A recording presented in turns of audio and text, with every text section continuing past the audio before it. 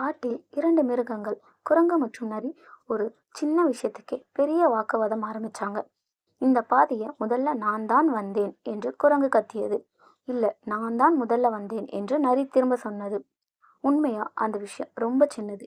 யாரு முதல்ல வந்து நின்றாங்கன்னு மீண்டும் வாக்குவாதம் ஆரம்பிச்சாங்க. ஆனால் இவர்கள் இருவருமே சின்ன விஷயத்துக்கே நான் தான் சரின்னு பிடிவாதம் பிடிச்சாங்க. இவ்வளோ சின்ன விஷயத்துக்காக நேரம் வீணான சண்டை போடுவதற்கு பதிலாக இருவரும் அரசன் சிங்கம் ராஜா கிட்ட போய் சொன்னார்கள். அரசே, நீங்களே சொல்லுங்கள், யார் முதல்ல வந்தாங்க?